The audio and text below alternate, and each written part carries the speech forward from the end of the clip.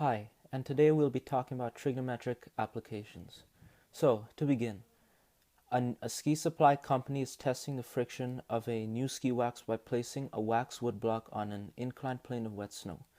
The inclined plane is slowly raised until the wood block begins to slide.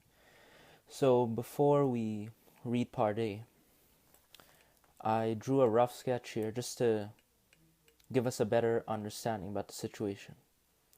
So this is the inclined plane of wet snow, and here's the waxwood block on top. And basically the inclined plane is slowly raised until the block begins to slide.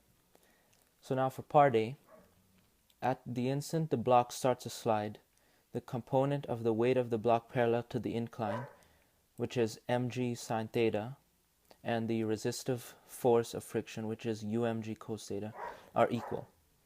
U is the coefficient of friction.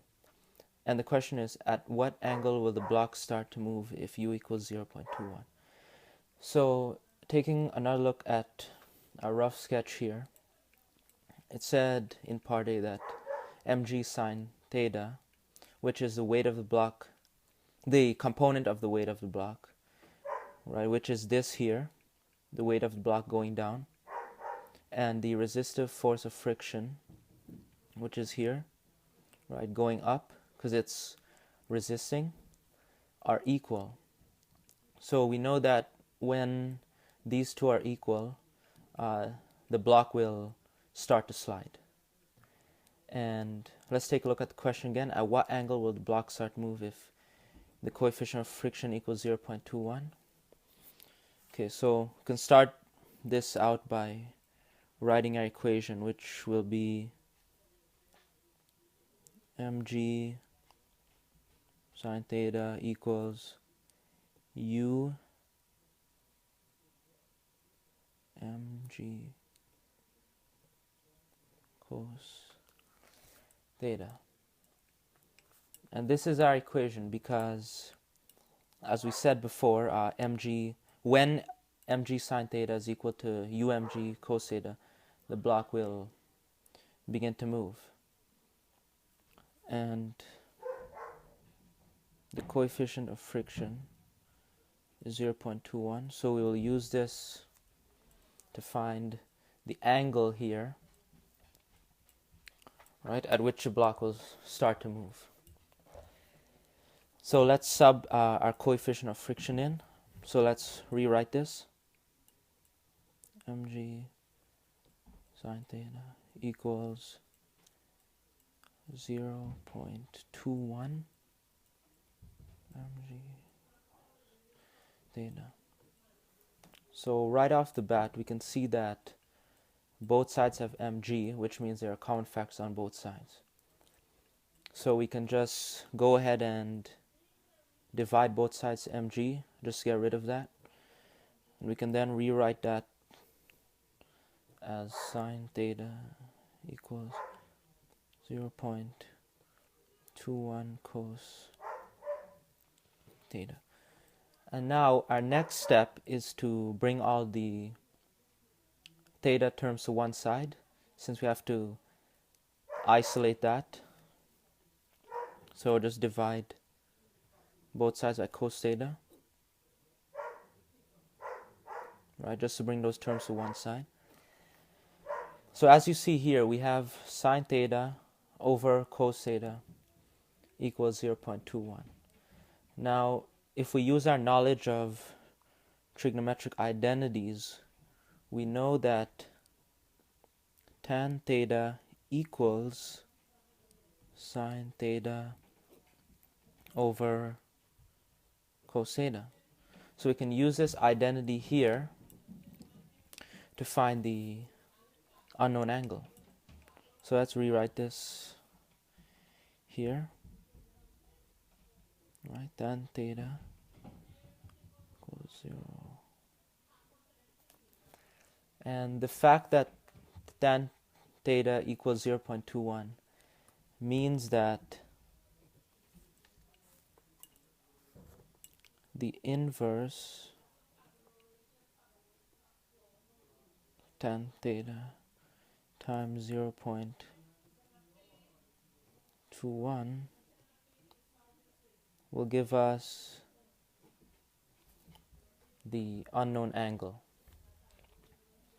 So if you punch that into your calculator, the unknown angle should be approximately 11.86 degrees. Right, so when the inclined plane is at an angle of 11.86 degrees, the block will start to move. So we'll just finish off by writing our therefore statement. The block will start to move when the inclined plane is raised to an angle of approximately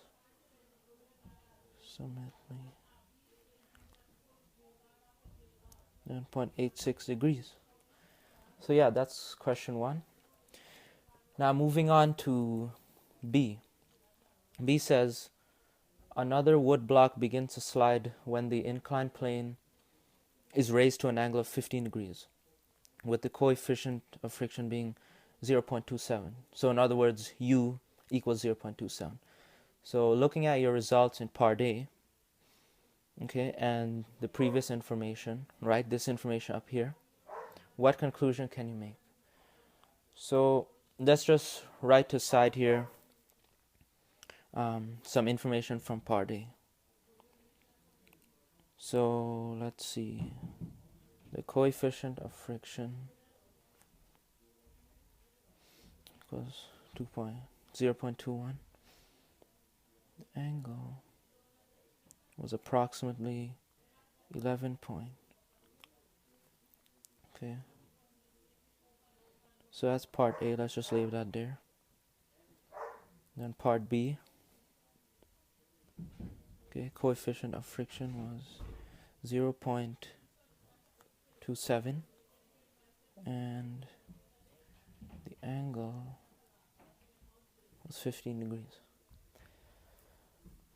So if we compare our information from part A to part B, we can see that in part A the coefficient of friction is smaller than the coefficient in part B, and also the angle at which the inclined plane is also smaller. So the conclusion we can make is that the higher the coefficient of friction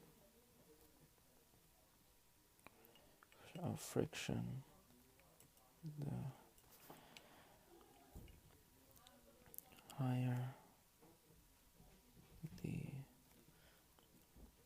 angle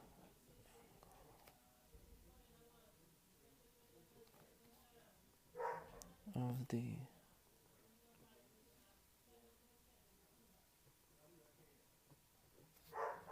inclined plane, right, and vice versa. So right, the lower the coefficient, the lower the angle.